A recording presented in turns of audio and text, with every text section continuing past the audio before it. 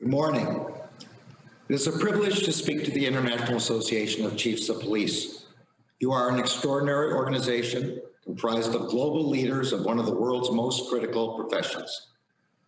For over 125 years, you have helped shape policing. Your expertise is relied upon by law enforcement leaders across the world, including those of us at the Justice Department. I want to thank your president, Chief Renaud, as well as Mr. Tolucci and Mr. Cunningham for their stewardship of your organization. I know you are all looking forward to gathering together in New Orleans this year.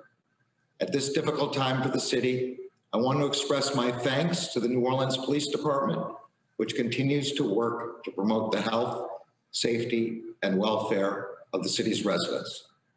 I also want to express my deepest sympathy to all of those who were affected by the storm. Like all of us in law enforcement, I spent a lot of time thinking about crises, large and small. I am reminded every day that police officers are public servants who step in to keep their communities safe in extraordinarily difficult circumstances. One of the most painful examples, of course, was a day that is on everyone's mind this week, 9/11. This weekend, I was at Ground Zero to commemorate the 20th anniversary of the attack. 20 years later, the loss and destruction of that day is still too much to comprehend. So too is the bravery that was exhibited by the NYPD and the city's other first responders, so many of whom sacrificed their lives to save others. We can never replace the incalculable loss of that day, but we will never stop striving to serve in a way that honors their legacy. At the Justice Department, we believe that policing is an indispensable profession. And we know that the IACP and law enforcement officers across the country are indispensable partners.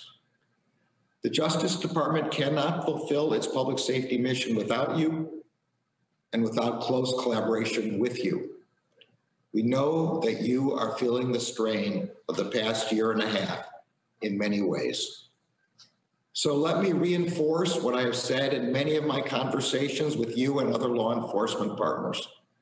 We want to work with you to help keep our communities safe, to protect the health and wellness of the officers who put their lives on the line, and to promote strong relationships between law enforcement and the public we serve.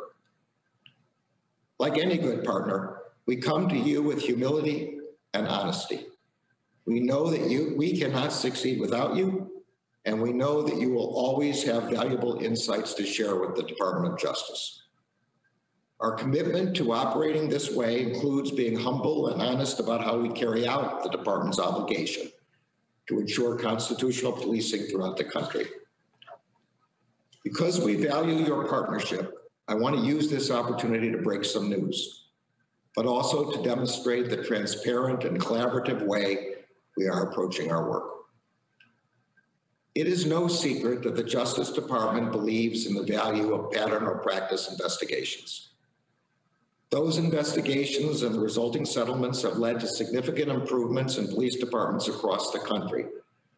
And that in turn increases community trust, which is essential to making your job safer and more effective.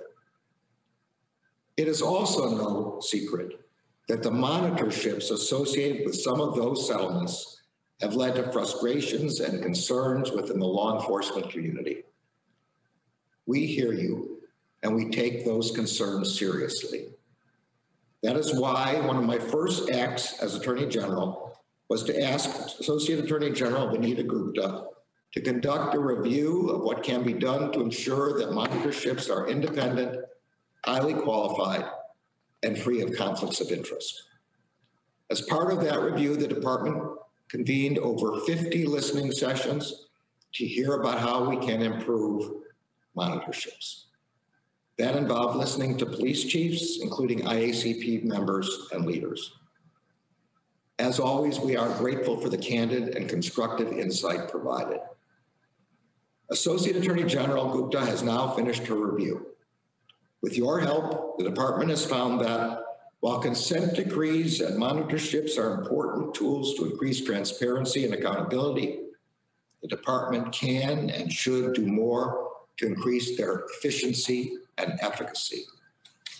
The Associate Attorney General has recommended, and I have accepted, a set of 19 actions that the department will take to address those concerns. Those actions reflect the following 5 principles, which will guide our use of monitorships with police departments going forward. First, monitorships must be designed to minimize the cost to jurisdictions and to avoid any appearance of conflict of interest. Monitoring is a public service, and there should be no question that monitors' commitment is to the department and community they serve, not to their bottom line. To this end, future consent decrees will include caps on monitors' fees and will restrict the ability of monitors to serve on multiple monitorships at the same time. Second, monitors must be accountable for the work they do. Going forward, a monitor will be given a set term so that they can only be renewed after an assessment of the monitor's performance and cost effectiveness. Third, monitorships should assess compliance consistently across jurisdictions. Today, the Associate Attorney General and the Assistant Attorney General for Civil Rights have announced that they will be convening a group to begin to work out a set of best practices, assessment tools, and training materials that can better standardize monitors' work. Fourth, monitors must engage in sustained and meaningful community engagement. And finally, monitors must be incentivized to efficiently bring consent decrees to an end.